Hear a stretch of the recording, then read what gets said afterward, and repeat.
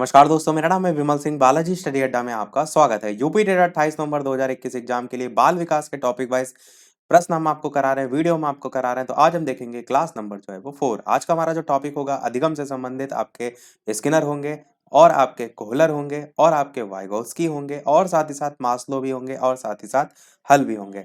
तो आज के इस वीडियो में आप देख रहे हैं काफी चीजें हैं जो कि आपके एग्जाम में आती हैं। यहाँ से प्रश्न तो 5 से 6 नंबर तक के प्रश्न आपके आज पक्के हो सकते हैं, तो चीजों को ध्यान से समझिएगा। इससे पहले वाली क्लास में हमने अधिगम से ही संबंधित स्टार्टिंग के पावलाव और थांडाइक पर बेस्ड चीजें देखी थी। नहीं देखा उस वीडियो साइड में आई बटन में पिछला वाला वीडियो आपको मिल जाएगा। तो चलिए शुरू करते हैं। कोर्स में अगर बात करें तो सीखने का अर्थ और जो सिद्धांत है इसमें देख रहे हैं, ये सारी चीजें आपकी जो है इसमें कवर हो जाएंगी। और कुछ चीजें यहाँ पर भी दे रखी हैं और यहाँ पर भी। मेन जो आपका आज का टॉपिक है इस पर ध्यान दीजिएगा, बाकी अधिकतर थ्योरी बेस्ड लास्ट की चीजें हैं। स्टार्ट करते हैं स्किनर के क्रिया प्रसूत अधिगम सिद्धांत से। Operant conditioning theory of Skinner भी हम इसको कहते हैं। तो सीखने का सिद्धांत को प्रतिपादित करने में जो बीएफ स्किनर है इनका महत्वपूर्ण योगदान है। इन्होंने 2 सिद्धांत दिए हैं, एक आपका है क्रिया प्रसूत सिद्धांत और एक आपका है उद्दीपन प्रसूत सिद्धांत। स्किनर का क्रिया प्रसूत अधिगम सिद्धांत की बात करें तो इन्होंने प्रयोग के बारे में लिखा है कि बीएफ स्किनर ने अधिगम या सीखने के क्षेत्र में अनेक प्रयोग करते हुए निष्कर्ष ये निकाला कि अभिप्रेरणा यानी कि जो मोटिवेशन है उससे उत्पन्न क्रियाशीलता ही सीखने के लिए उत्तरदायी होती है। तो कुल मिलाकर इन्होंने किस पर जोर दिया है? मोटिवेशन पर जोर दिया है। किस पर जोर दिया है? पुनर्बलन पर जोर दिया है। 2 पॉइंट को आप ध्यान रखिएगा, कहीं भी आपको दिखे तो आपको स्किनर को ही जो है वो याद करना है। बीएफ स्किनर ने चूहों और कबूतर आदि का प्रयोग करके निष्कर्ष क्या निकाला कि प्राणियों में 2 प्रकार के व्यवहार होते हैं, एक आपका होता है अनुक्रिया और एक आपका होता है क्रिया प्रसूत। अब यहाँ से क्वेश्चन ये आ सकता है कि इन पर प्रयोग किस पर किया बीएफ स्किनर ने, तो चूहों और कबूतर पे। इस पॉइंट को आप जो है वो ध्यान रखिएगा।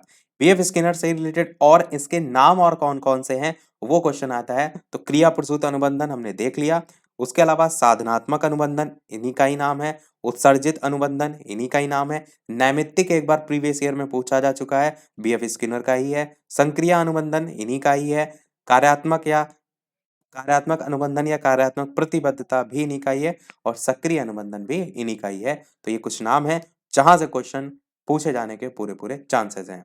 एक बार रिपीट में कर रहा हूँ, क्रिया प्रसूत अनुबंधन, साधनात्मक अनुबंधन, उत्सर्जित अनुबंधन, नैमित्तिक अनुबंधन, संक्रिय अनुबंधन, कार्यात्मक अनुबंधन या प्रतिबद्धता और लास्ट में सक्रिय अनुबंधन। स्किनर के प्रयोग की बात करते हैं तो स्किनर ने चूहों पर प्रयोग किया। उसने लीवर वाला बॉक्स बनवाया, यहाँ पर लीवर वाला बॉक्स आप देख भी रहे हैं। लीवर पर चूहे का जैसे पैर पड़ता था खट की आवाज होती थी और इस ध्वनि को सुनकर चूहा आगे बढ़ता था। उस प्याले में भोजन मिलता था और ये भोजन क्या कार्य कर रहा है चूहे के लिए? री का कार्य कर रहा है, पुनर्बलन का कार्य कर रहा है। जैसे कि आप इस चीज को ऐसे समझिए कि आपका पढ़ाई में मन नहीं लग रहा है और आपको ये कह दिया जाए कि आप अगर फर्स्ट क्लास आते हैं या फर्स्ट पोजीशन आते हैं, सेकंड पोजीशन आते हैं, तो आपको अगर छोटी क्लास में तो क्या बोल दिया था कि वीडियो गेम दिलाया जाएगा। तो वीडियो गेम आपके लिए क्या कार्य कर रहा है? तो पुनर्बलन का कार्य कर रहा है, जिससे आप अपनी जो पढ़ाई, अपना जो लक्ष्य है उसको और पाने के लिए अभिप्रेरित हों। सेम चीज यहाँ पर भी, जो भोजन है वो चूहे के लिए क्या है? उसकी भूख लग रही है, भूख है, तो वो भोजन को देखकर क्या है, भोजन उसके लिए क्या कार्य कर रहा है? पुनर्बलन का कार्य कर रहा है। यहाँ पर पूरा जो है वो स्ट्रक्चर भी दिखाया गया है। तो चूहा भूखा होने पर प्रोदित होता है और लीवर को दबाता है। इस प्रयोग से स्किनर ने निष्कर्ष क्या निकाला? निष्कर्ष ये निकाला कि लीवर दबाने की क्रिया चूहे के लिए सरल हो गई। लीवर बार बार दबाया जाता था, निरीक्षण सरल हो गया। लीवर दबाने में अन्य क्रिया निहित नहीं थी और लास्ट लीवर दबाने की क्रिया का अभ्यास भी हो जाता है जब कोई आप काम बार बार रिपीट करते हैं। तो कुल मिलाकर आपने क्या समझा? यहाँ पर क्या मेन फोकस किस चीज पर किया गया है? तो पुनर्बलन पर फोकस किया है। जब भी स्किनर की बात है, पुनर्बलन को आपको दिमाग में तुरंत जो है वो लाना है। तो पुनर्बलन की बात हो रही है तो पुनर्बलन के बारे में भी जान लेते हैं। पुनर्बलन वह उद्दीपक है जिसकी प्रस्तुति से अनुक्रिया के दोहराए जाने की प्रायिकता बढ़ जाती है। पुनर्बलन 2 टाइप के होते हैं, धनात्मक और ऋणात्मक। अनुक्रिया के दोहराए जाने की प्रायिकता का क्या मतलब है? अनुक्रिया मैंने बताया था, जो आपका स्टिमुलस होता है यानी कि जो आपका जो है वो उद्दीपक होता है, उसके प्रति जो आप क्रिया करते हैं वो होती है अनुक्रिया। तो जैसे कि आपका मैंने बताया ना अभी एक एग्जांपल के जरिए कि आपको फर्स्ट लाना है, तो फर्स्ट आना क्या है आपके लिए? आपका लक्ष्य है यानी कि स्टिमुलस है। उसके प्रति जो आप तैयारी कर रहे हैं, जब आपको कोई पुनर्बलन दे दिया गया, मैंने कह दिया कि आपके जो पेरेंट्स उन्होंने कह दिया कि आपको वीडियो गेम दिलाएंगे, तो वीडियो गेम जो है जब आपको दिलाने की बात की गई, तो उस फर्स्ट आने के लिए आपको क्या मिला? पुनर्बलन मिला और इसलिए आप क्या करेंगे, जो अनुक्रिया कर रहे हैं, अपनी पढ़ाई कर रहे हैं, उसको दोहराएंगे और ज्यादा करेंगे ताकि आपको वीडियो गेम मिल सके। तो दोहराए जाने की प्रायिकता क्या होती है, बढ़ जाती है। वही चीज यहाँ पर बताई गई है। तो पुनर्बलन दो टाइप के होते हैं, धनात्मक, ऋणात्मक। धनात्मक मतलब जहां पर पॉजिटिव चीजें आपको जो है वो दिखाई जाए, जैसे कि यहाँ पर भोजन, पानी और कामुक संपर्क इस टाइप के एग्जाम्पल दिए गए हैं। ऋणात्मक जस्ट जो है वो निगेटिव। इसी को ही हम दूसरे तरीके से भी कह सकते हैं, क्या, सकारात्मक और नकारात्मक। सकारात्मक अगर पुनर्बलन होगा तो आप क्रिया बार बार दोहराएंगे। अगर ऋणात्मक होगा या नकारात्मक होगा, दंड वगैरह वाली चीजें हैं, वो अगर आप होंगी तो हो सकता है आप डरें, तो वो भी आपका इसमें ही आता है। यहाँ पर तीव्र स्वर है, निंदा जैसे है। निंदा क्या है, वो भी आपको चीजें समझाने के लिए है, पर वो क्या है, ऋणात्मक है। हो सकता है वो आपको पुनर्बलन ना दें और उल्टा आप जो है उस चीज को ना करें। तो इस टाइप की चीजें हैं। ये हो गया हमारा किसके बारे में, बीएफ स्किनर के बारे में। बढ़ते हैं हम कोहलर या के सूझ या अंतर्दृष्टि के सिद्धांत के बारे में। वो उसके बारे में क्रिया प्रसूत में केवल उतना ही पूछा था। अच्छा, उसका शिक्षा में क्या यूज हो सकता है, तो आप पुनर्बलन छात्रों को करके जो पढ़ाई है उसके प्रति जो है और ज्यादा मोटिवेट कर सकते हैं। कोहलर के सूझ या अंतर्दृष्टि के सिद्धांत की बात करें तो ये सिद्धांत कोहलर द्वारा प्रतिपादित किया गया था। समग्राकृति के सिद्धांत को ही अंतर्दृष्टि का सिद्धांत समग्र जो है वो कहते हैं। इस चीज को समझिए कि कोहलर आपके जो हैं वो आपके आते हैं गेस्टाल्टवादी सिद्धांत में। देखिए, जो पूरा मनोविज्ञान है उसमें अलग अलग डिवीजन है। जैसे आपका व्यवहारवादी सिद्धांत, अधिगम के सिद्धांत की मैं बात कर रहा हूँ। अधिगम के सिद्धांत में आते हैं व्यवहारवादी सिद्धांत और संज्ञानवादी सिद्धांत। तो जो व्यवहारवादी सिद्धांत है उसमें आपने पावलोव, स्किनर, थॉर्नडाइक, हल ये सब देखा। हल अभी रह गया है। पर जो संज्ञानवादी सिद्धांत है उसमें आपके कौन से आते हैं, तो गेस्टाल्टवादी संप्रदाय। और गेस्टाल्टवादी संप्रदाय जो है उसी में ही आप कोहलर को भी देख रहे हैं। गेस्टाल्टवादी संप्रदाय के अगर प्रवर्तक आपसे पूछा जाए तो आप कहेंगे मैक्स वर्दीमर्द थे। यहाँ पर लिखा है ना, इस सिद्धांत का जन्मदाता जर्मनी के मनोवैज्ञानिक थे जिनका नाम था मैक्स वर्दीमर। यहाँ था लिखा है, कहीं कहीं दा भी लिखा रहता है, तो ऑप्शन के अकॉर्डिंग समझ लीजिएगा, मैक्स वर्दीमर। सूझ या अंतर्दृष्टि के सिद्धांत के प्रयोगकर्ता कौन थे, तो आप कहेंगे कोहलर थे। इस चीज के डिफरेंस को ध्यान रखिएगा। आगे इसमें क्या लिखा है, डेफिनेशन लिखी है, किसके अनुसार, एंडरसन के अकॉर्डिंग लिखी है। आप चाहें तो याद कर सकते हैं, ऐसा कुछ खास इंपॉर्टेंट नहीं है। पर कई बार क्या होता है, कोई भी डेफिनेशन पूछ ली जाती है। अब बात करते हैं कोहलर के प्रयोग की। तो कोहलर ने अपना जो प्रयोग किया था वो एक चिंपैंजी पर किया था। इस चिंपैंजी का नाम सुल्तान था। इन दोनों पॉइंट को ध्यान रखिएगा। एक पिंजरे में बंद कर दिया, उसके अंदर एक छड़ी रख दी और पिंजरे के बाहर केले को रख दिया। अब इस छड़ी के संदर्भ में अलग अलग जो है वो किताबों में देखने को मिलता है। कई जगह ये लिखा रहता है कि दो छड़ी रख दी थी, उसको उसने आपस में जोड़ा, अचानक से सूझ उत्पन्न हुई और उसने केले को प्राप्त कर लिया। कहीं लिखा होता है कि एक ही जो है वो छड़ी थी और उसी से उसने उस केले को प्राप्त कर लिया। एक और इन्होंने प्रयोग किया था डिब्बों वाला, ऐसे अलग अलग डिब्बे रखे हुए थे, तो उसके सूझ उत्पन्न हुई कि इसने एक डिब्बे के ऊपर एक डिब्बा रखा और उससे ऊपर केले लटके हुए तो वो प्राप्त कर लिया। तो ये सभी जो है कोहलर का प्रयोग था। कोहलर बताना क्या चाहते थे, कोहलर ये बताना चाहते थे कि सूझ अचानक पैदा होती है और सीखने की प्रकृति स्थायी हो जाती है। जब आप चीजों को सीख जा रहे हैं, सीखने की प्रक्रिया में सूझ स्वतः जो है वो होती है। मतलब कुल मिलाकर इन्होंने जो समझाने का प्रयास किया था वो यही था, सूझ पर आधारित, संज्ञानात्मक प्रकृति पर आधारित, स्थायी अधिगम पर आधारित, अधिगम में समय नहीं लगता है, इस पर बेस्ड ये सारी चीजें। कि जरूरी नहीं कि आप सीख रहे हैं तो सालों साल, जैसे सूझ अचानक से आपके आ गई तो वो चीज आप सीख लेते हैं। अच्छा, इस चीज को ऐसे समझिए कि कोई काम आपने कभी नहीं किया है और आप क्या कर रहे हैं, उस चीज को करने का प्रयास कर रहे हैं और आपसे नहीं हो रहा है। अचानक से वो चीज हो जाती है। जब अचानक से वो चीज हो गई तो आप समझ गए कि इस चीज को हम ऐसे कर सकते हैं। तो सूझ अचानक से आपके उत्पन्न हुई, तो वही कोहलर ने समझाया और उससे जो अधिगम है बनी कि वो चीज को अब कैसे करना है, अब आपने सीख लिया तो आपका अधिगम भी क्या हो गया, अब स्थायी हो गया है। तो यही कोहलर ने समझाने का प्रयास जो है इसमें किया है। बाकी इसमें और कोई पॉइंट याद करने की आवश्यकता नहीं है। शिक्षा में आप इनके सिद्धांत को अलग अलग तरीके से यूज कर सकते हैं, वो यहाँ पर जानने की आवश्यकता नहीं, क्योंकि वो सारी चीजें थ्योरी बेस्ड हैं। और यहीं इसी के बारे में क्या लिखा है कि केले को प्राप्त करने के लिए चिंपैंजी व्याकुल था, बिना छड़ी के कठिन था। काफी प्रयास के बाद चिंपैंजी की नजर छड़ी पर पड़ी, उसने छड़ी की सहायता से केले को जो है वो प्राप्त कर लिया। तो ये हो गया इनका सिद्धांत। बढ़ते हैं हमारे जीन पियाजे के संज्ञानात्मक विकास के सिद्धांत की तरफ। वीडियो पसंद आ रहा हो, चीजें समझ आ रही हो, लाइक और शेयर जरूर करते रहिएगा। मुझे भी मोटिवेशन मिलता रहे आपके एक लाइक से। बात करते हैं जीन पियाजे की। जीन पियाजे से जो प्रश्न आते हैं वो पूछे जाते हैं इनकी अवस्थाओं से। अवस्थाओं को पहले हम पढ़ेंगे, पहले थोड़ा-सा इनके बारे में जानते हैं। तो जीन पियाजे संज्ञानात्मक विकास के क्षेत्र में कार्य करने वाले मनोवैज्ञानिक थे। इनमें सबसे शक्तिशाली माने जाते थे, सबसे प्रभावशाली माने जाते थे। जीन पियाजे का जन्म कब हुआ था? तो 9 अगस्त को हुआ था। सन था 1896 को। कहाँ हुआ था? तो स्विट्ज़रलैंड में। अब देखिए जो कहाँ हुआ था, इनसे क्वेश्चन पूछे जा सकते हैं, तो इस चीज़ को आप ध्यान रखिएगा।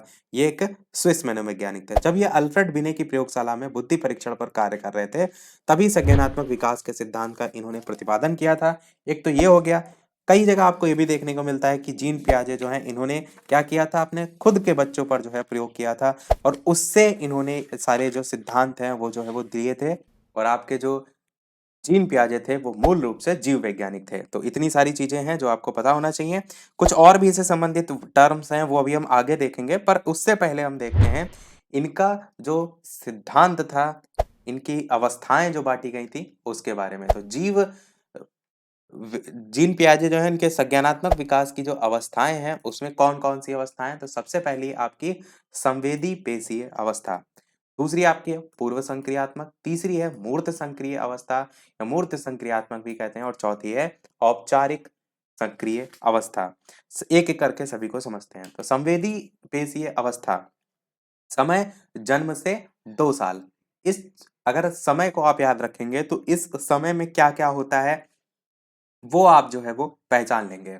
उदाहरण के लिए जैसे पकड़ना हो गया, चूसना हो गया, छोटे बच्चे होते हैं ना कि जन्म से 2 साल का जो समय होता है, इसमें यही सारी चीजें क्रियाएं आपको देखने को मिलती हैं।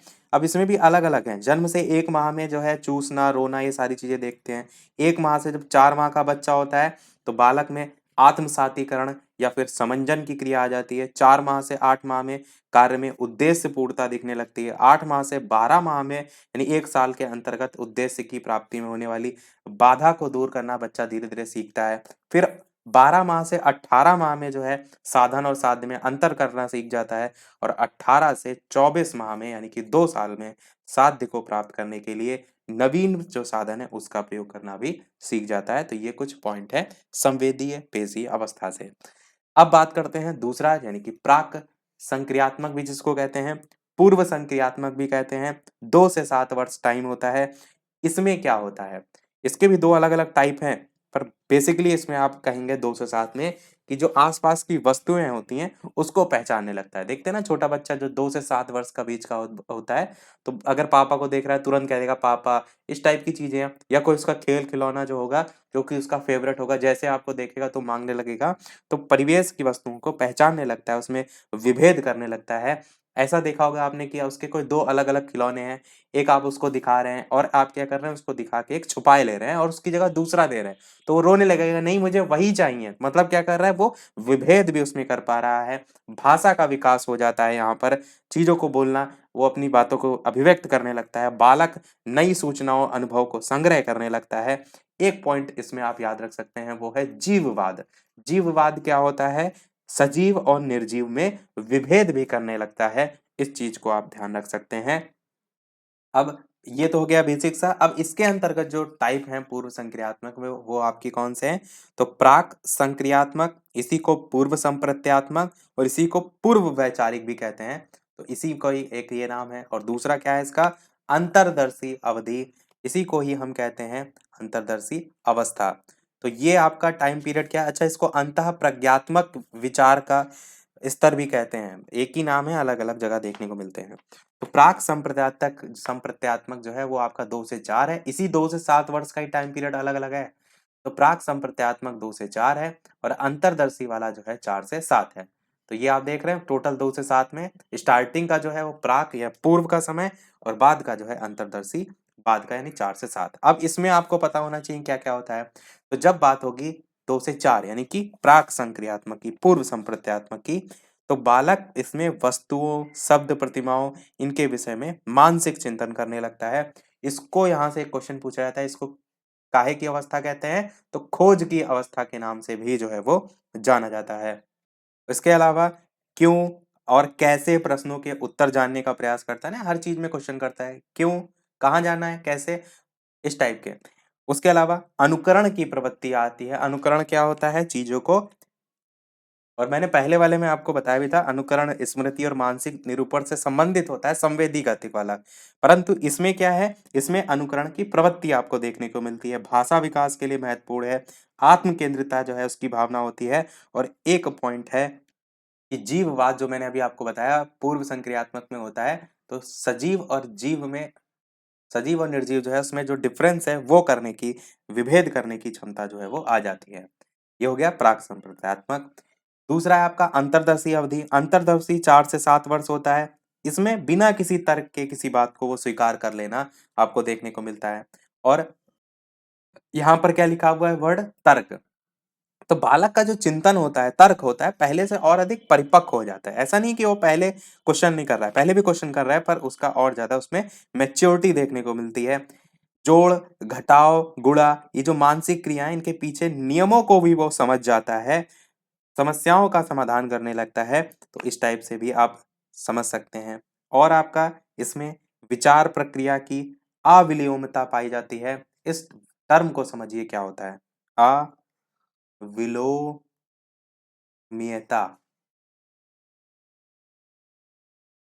विचार प्रक्रिया की अविलोम्यता का मतलब है कि जब आपसे कोई चीज पूछी गई तो आप क्या कर रहे हैं, जो सच्चाई है वो बोल देते हैं।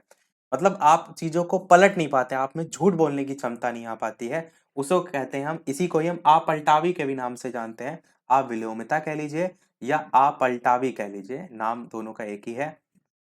जैसे होता है ना, छोटे बच्चे होते हैं कि पूछा गया कि ये आपने चॉकलेट कहाँ से चुराई, तो सीधे सीधे अगर किसी के घर से उठाई होगी तो बता देंगे। उनमें वो प्रवृत्ति नहीं आ पाती है कि वो चीज झूठ बोल पाए या बातों को घुमा पाए, इस टाइप से समझिए। तो वो आपको देखने को कहाँ मिलता है, अंतर्दर्शी अवधि में, या ओवरऑल आप पूर्व संक्रियात्मक अवस्था में भी कह सकते हैं कि अपलटावी का गुण होता है, अविलोम्यता का गुण जो है वो देखने को मिलता है। अतार्किक चिंतन भी होता है। तर्क में क्रमबद्धता नहीं होती। अतार्किक चिंतन का मतलब समझ रहे हैं कि जैसे हम ये कहें कि कोई दो टर्म दे दें कि ये बताओ, एक लाइन ये खींची हुई है और एक लाइन जो है उसी से थोड़ा दूर पर खींच दें और इस टाइप से खींची हुई है, और उसमें लिखा भी हुआ हो कि उसकी लेंथ कितनी कितनी है। तो उनसे पूछेंगे कौन सी बड़ी है कौन सी छोटी है, उसमें लिखा हो कि 2 सेंटीमीटर, या इसमें भी लिखा हो 2 सेंटीमीटर, या इसमें भी 4 सेंटीमीटर 4 सेंटीमीटर लिखा हो।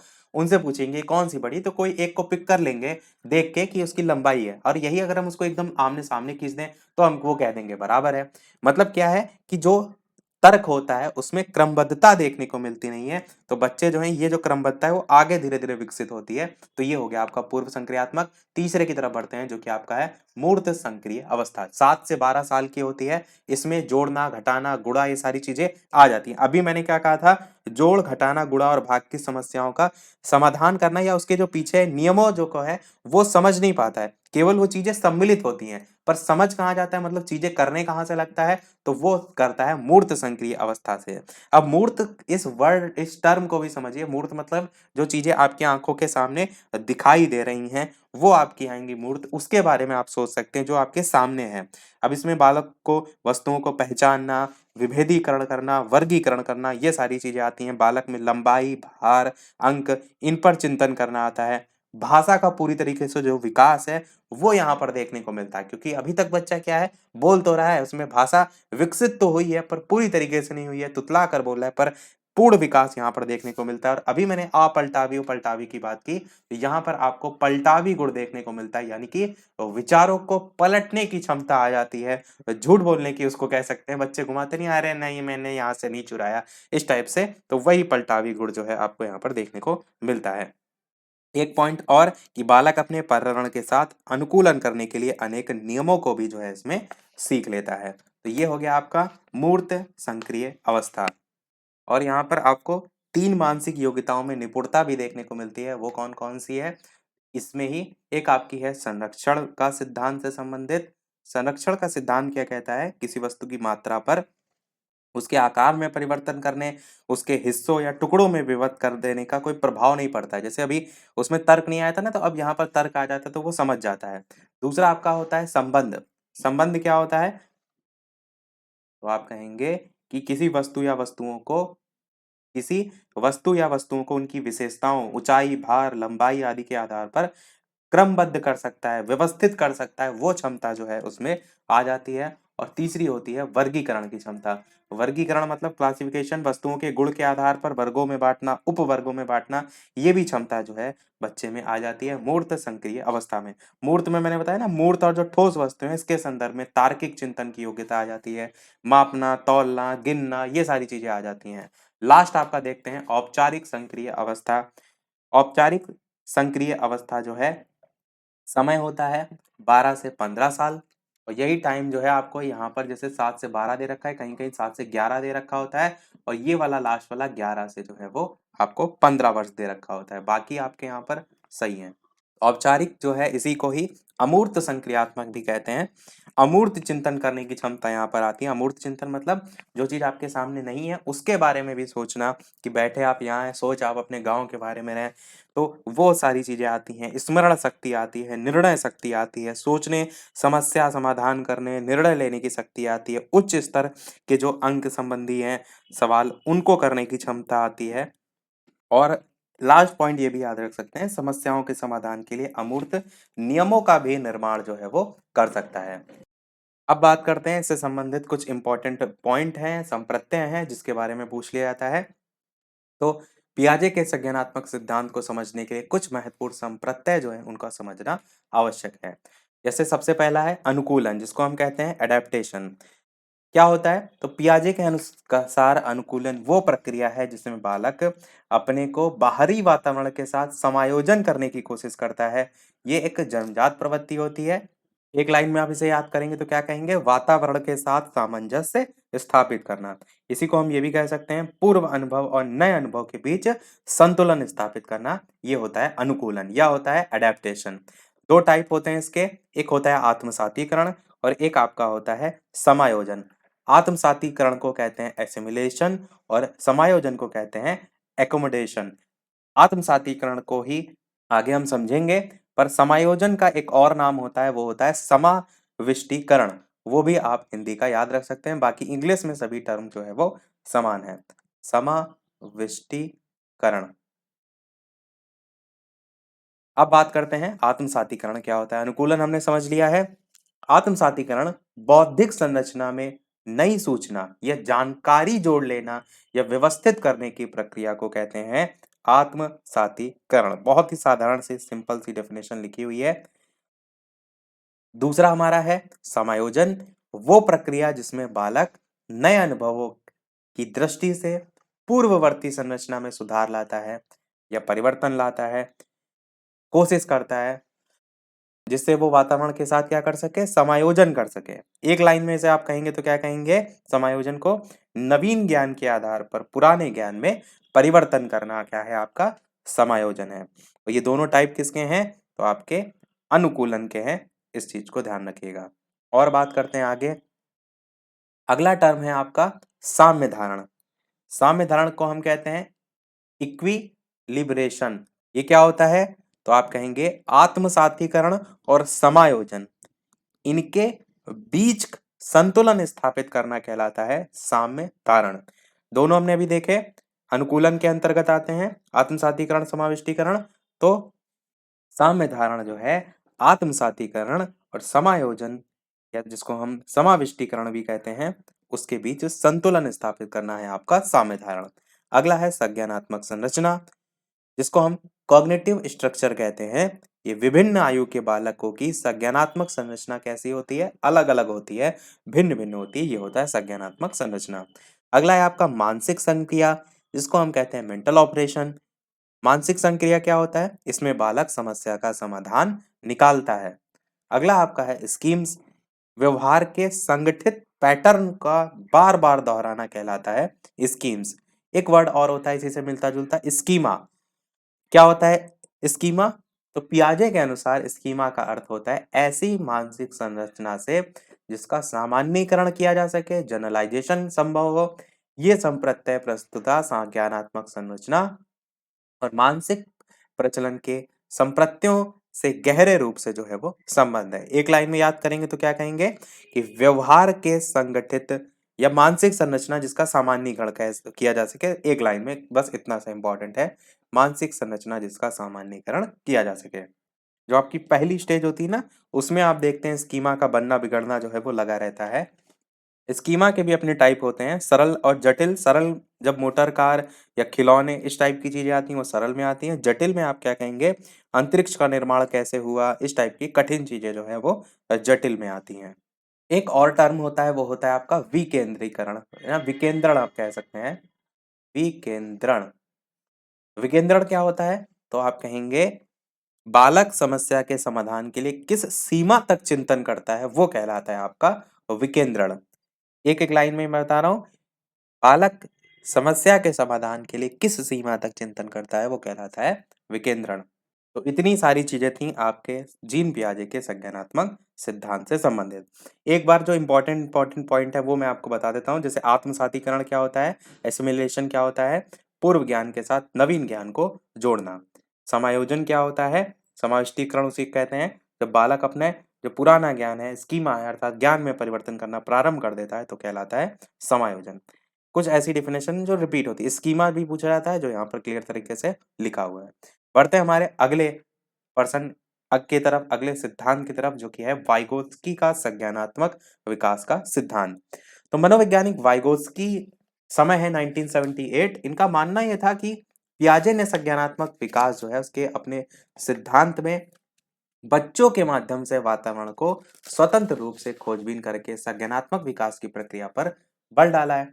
उसमें पियाजे ने परिपक्वता को भी महत्वपूर्ण माना था, लेकिन सामाजिक सांस्कृतिक जो संदर्भ था, सोशियो कल्चरल पर्सपेक्टिव, ये जो है जिसके समर्थक थे लेव वाइगोस्की, उसे उन्होंने स्वीकार नहीं किया था। किसने स्वीकार नहीं किया था सामाजिक सांस्कृतिक संदर्भ को, तो इससे पहले जो हमने जीन पियाजे देखा, और जो जीन पियाजे थे वो इसके समर्थक नहीं थे, उन्होंने स्वीकार नहीं किया।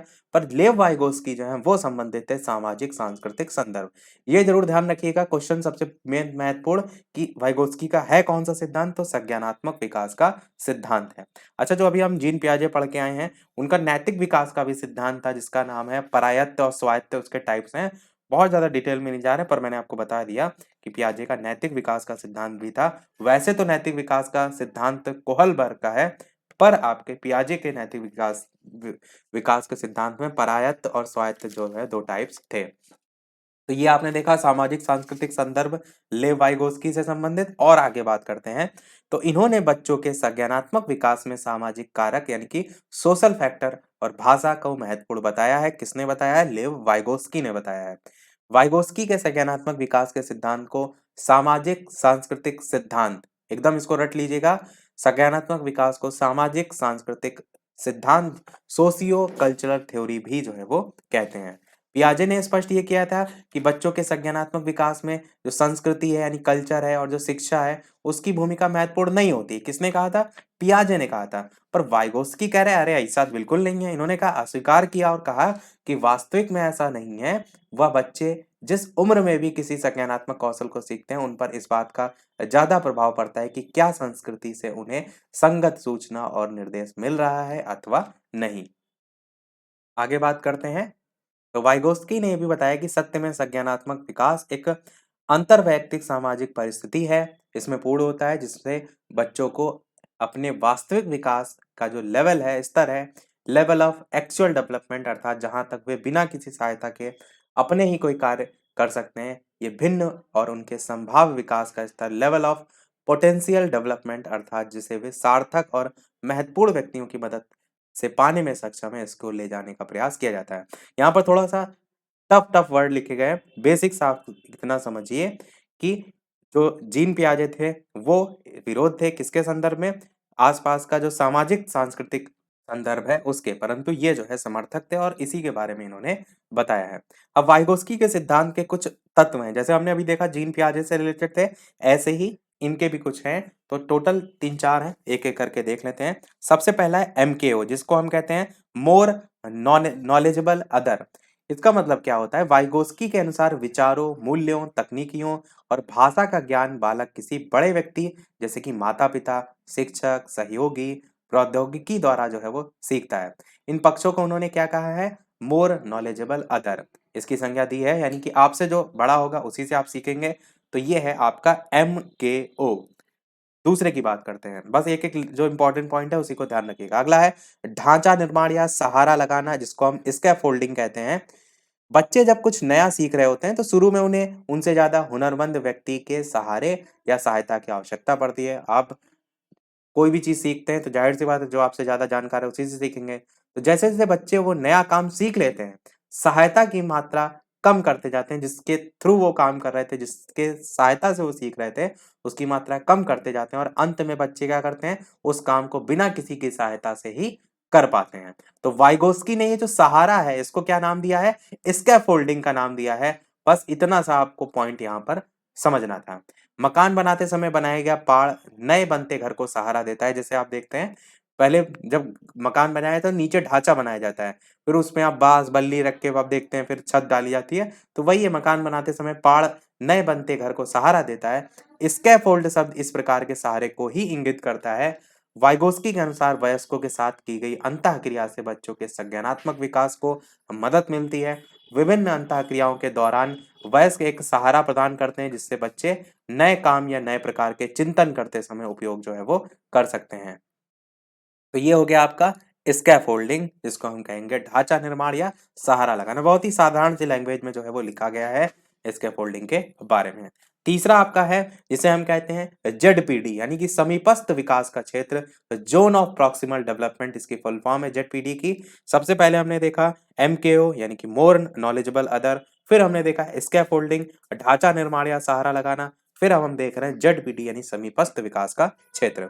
तो ये वो क्षेत्र होता है जहाँ यथार्थ में सीखना होता है, यथार्थ में ऐसे काम जो बच्चों की क्षमता के अनुरूप में ना हो, तब भी किसी की सहायता से वे ऐसे काम कर लेते हैं।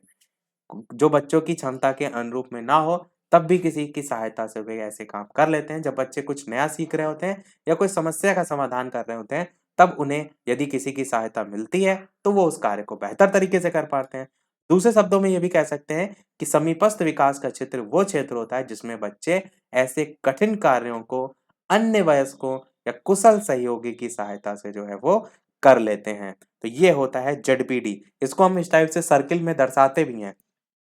इस टाइप से पूरा सर्किल होता है जिसमें जो आपका जेडपीडी क्षेत्र होता है, इसको इस टाइप से दर्शाया जाता है। इसको सीटेट में जो है पढ़ाया भी गया था, आपको याद होगा। तो बाकी यहाँ पर बेसिक सी चीजों को समझ लीजिए कि क्या होता है zone of proximal development. Last की लाइनों में सब एकदम छोटे से शब्दों में समझाया गया है कि समीपस्थ विकास का क्षेत्र वो क्षेत्र होता है जिसमें बच्चे ऐसे कठिन कार्यों को अन्य वयस्कों या कुशल सहयोगियों की सहायता से कर लेते हैं। और चौथा लास्ट है आपका भाषा और विचार। वाइगोस्की जो है, इन्होंने संज्ञानात्मक विकास में बच्चों की भाषा और चिंतन को महत्वपूर्ण साधन बताया है। इस पॉइंट को जरूर ध्यान रखिएगा, पूछ लिया जाता है कई बार। वाइगोस्की ने जो है इसी पर जोर दिया था, इसलिए यहीं से क्वेश्चन आ जाते हैं। तो बच्चा भाषा का प्रयोग न केवल समाज के साथ विचारों के आदान प्रदान करने के लिए करता है, बल्कि अपनी योजना बनाने में, अपना व्यवहार करने में भी करता है। चलिए बात करते हैं आगे। अब बात करते हैं हम मास्लो का मानवतावादी सिद्धांत। इसके अंतर्गत कुछ बात नहीं करेंगे, केवल आप नाम जो है वो याद रखिएगा कि मानवतावादी सिद्धांत किसका था, तो मास्लो का था।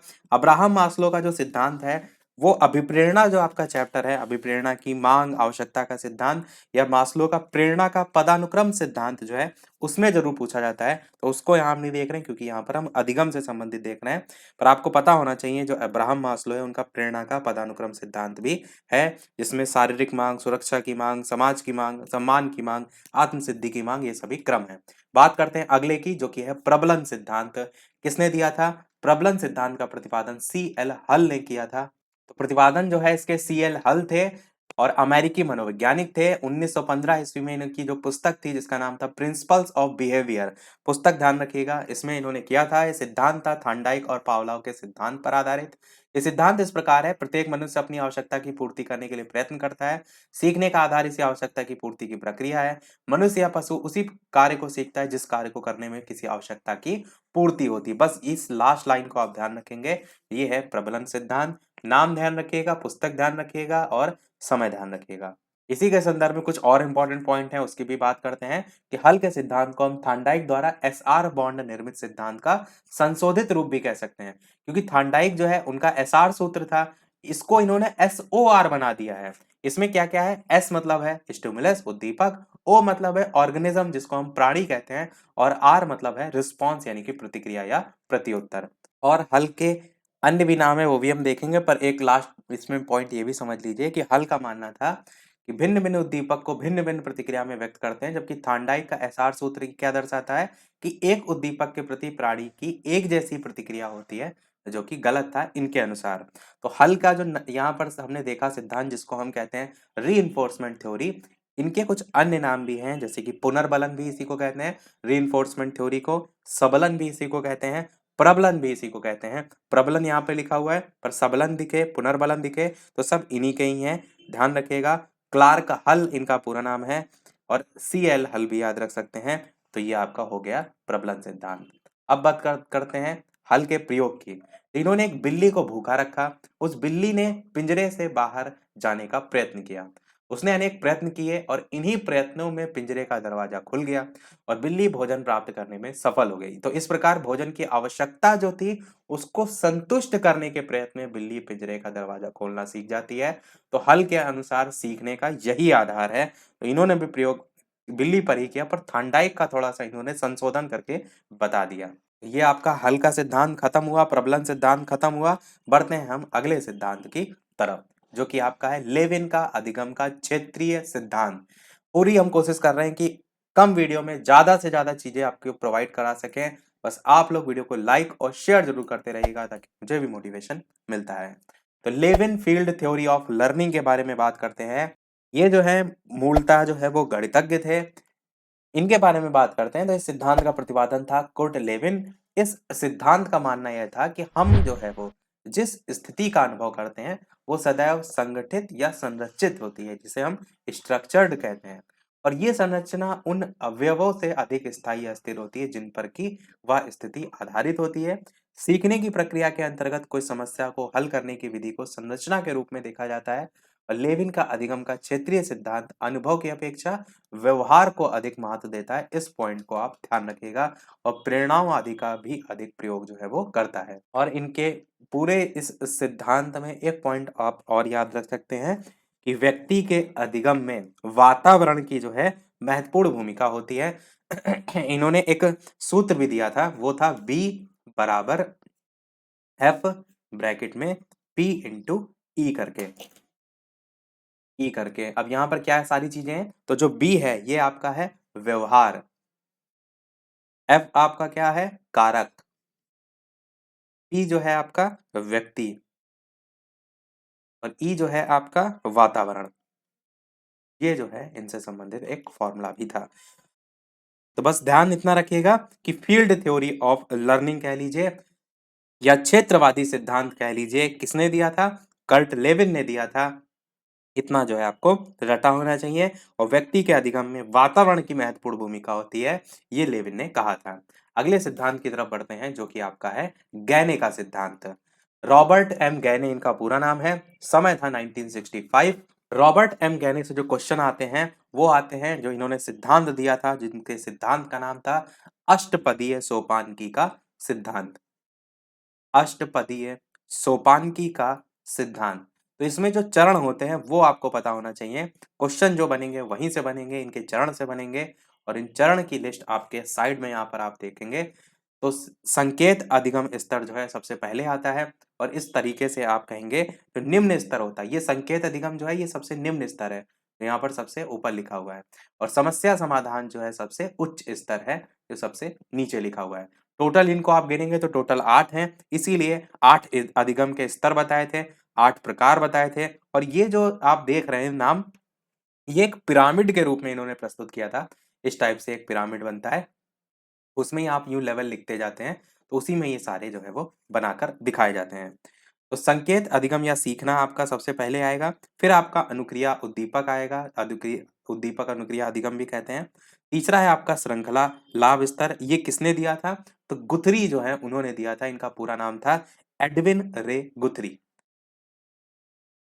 तीसरा जो है इसी को ही क्रमित अधिगम स्तर भी कहते हैं, श्रृंखला को ही क्रमित अधिगम स्तर कहते हैं, इस चीज को भी ध्यान रखिएगा। चौथा है आपका शाब्दिक अधिगम स्तर या शाब्दिक सहचर भी कहते हैं। पांचवा आपका है बहुविभेदनात्मक, जिसको बहुभेदीय अधिगम कहते हैं। फिर आपका है प्रत्यय अधिगम या सीखना, इसी को ही संप्रत्यय अधिगम भी कहते हैं। यहाँ ब्रैकेट में संप्रत्यय में लिखे दे रहा हूं। और सिद्धांत अधिगम स्तर भी कहते हैं। अधिनियम जो यहाँ पर लिखा हुआ है इसको क्या कहते हैं? सिद्धांत अधिगम स्तर। और लास्ट है समस्या समाधान अधिगम स्तर। अब यहाँ पर जो संप्रत्यय है इसको ऐसे समझिए कि जो भी चीज हम देखते हैं मस्तिष्क में उसकी एक इमेज क्रिएट होती है, संप्रत्यय बनता है, कंसेप्ट बनता है, वो होता है आपका संप्रत्यय अधिगम। बहुविभेदनात्मक जिसको हम बहुभेदीय कहते हैं, ये क्या होता है? दो या दो से अधिक जो स्टिमुलस होते हैं, उद्दीपक होते हैं, उनमें डिफरेंस करना जो है इसमें आता है। अच्छा, इसमें जो क्रम होते हैं इनको जरूर ध्यान रख लीजिएगा क्योंकि क्वेश्चन यहीं से आते हैं। क्वेश्चन एक ये भी आ सकता है, इनमें से निम्न स्तर कौन सा है, इनमें से उच्च स्तर कौन सा है, तो वो भी आप ध्यान रखिएगा। निम्न जो है आपका संकेत अधिगम वाला है और उच्च जो है समस्या समाधान वाला है। बाकी इसमें याद करने की कोई आवश्यकता नहीं है। गैने का सिद्धांत आपका खत्म हुआ। गैने का सिद्धांत का नाम मैंने बता दिया, अष्टपदीय सोपानकी का सिद्धांत। अगला बढ़ते हैं बंडूरा का सामाजिक अधिगम का सिद्धांत, और ये होगा हमारा लास्ट, इस वीडियो का लास्ट टॉपिक। इनका पूरा नाम था अल्बर्ट बंडूरा, और इन्होंने जो है 1986 में, कब? 1986 में इनकी जो बुक थी जिसका नाम था social foundation, social foundation thought and action, ये इनकी पुस्तक थी जिसमें इन्होंने जो है जो ये अपना सिद्धांत था उसके बारे में बताया था। इनकी एक और बुक है जो पूछी जा सकती है, social learning and personality development. यहाँ पर क्या लिखा है? बंडूरा ने सीखने के लिए एक नए सिद्धांत को प्रतिपादित किया जिसे बंडूरा का सामाजिक सीखने का सिद्धांत कहते हैं। बंडूरा सोशल लर्निंग थ्योरी, तो कौन सा सिद्धांत है इनका वो भी ध्यान रखिएगा। अच्छा, सामाजिक अधिगम जो सिद्धांत था उसके अलावा निदर्शन का सिद्धांत भी कहते हैं। निदर्शन के सिद्धांत को मॉडलिंग का सिद्धांत भी कहते हैं। मॉडलिंग के सिद्धांत से शायद आपके सीटेट या कहीं क्वेश्चन एक बार जो है वो आ चुका है, तो ध्यान रखिएगा, इन्हीं का जो है वो सिद्धांत है। प्रतिरूपण का सिद्धांत भी कहते हैं और अवलोकनात्मक अधिगम का सिद्धांत भी कहते हैं। तो ये कुछ जो है इनके नाम है, अल्बर्ट बंडूरा का सिद्धांत। अल्बर्ट बंडूरा का जन्म कहाँ पर हुआ था? ये क्वेश्चन आए तो आप कहेंगे कनाडा में इनका जो है वो जन्म हुआ था। तो इनके इस सिद्धांत में केवल इतना ही, बाकी बहुत डिटेल में हम नहीं जा रहे हैं क्योंकि जो क्वेश्चन आपके पेपर में आएगा शॉर्ट में वो चीजें आपको पता होना चाहिए कि सामाजिक अधिगम सिद्धांत किसका था, तो अल्बर्ट बंडूरा का था। गैने वाला अष्टपदीय सोपानकी का सिद्धांत था रॉबर्ट एम गैने वाला। और क्षेत्रवादी सिद्धांत हमने बात की, कर्ट लेविन का था। सूझ अंतर्दृष्टि का सिद्धांत किसका था? तो गेस्टाल्टवादी सिद्धांत प्रवर्तक वर्दीमर थे पर प्रयोगकर्ता कोहलर थे। पावलाव हमने कल वाली क्लास में देखा था, पावलाव का था शास्त्रीय परंपरागत अनुबंधन सिद्धांत। स्किनर का क्रिया प्रसूत अनुबंधन का सिद्धांत।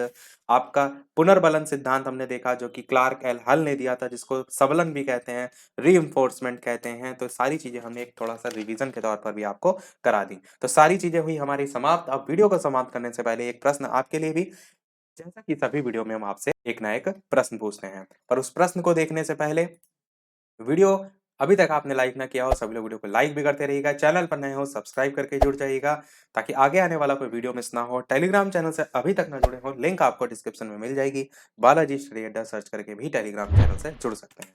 तो ये है इस वीडियो का प्रश्न जिसका आंसर वीडियो के मेन कमेंट में टाइप करके बताना है कि व्यवहार के कारण व्यवहार में परिवर्तन ही अधिगम है, ये किसने कहा है? ए ऑप्शन है गिलफोर्ड ने, बी ऑप्शन है स्किनर ने, सी ऑप्शन है क्रो एंड क्रो ने, और डी ऑप्शन है वुडवर्थ ने। तो डेफिनेशन बहुत इंपॉर्टेंट है, इसीलिए मैंने यहाँ पर दी है। 2020 के पेपर में पूछी भी गई थी। अपना आंसर वीडियो के मेन कमेंट में टाइप करके जो है वो बताइएगा। लाइव टाइमिंग दो है, दोपहर के 3 बजे, शाम के 8 बजे।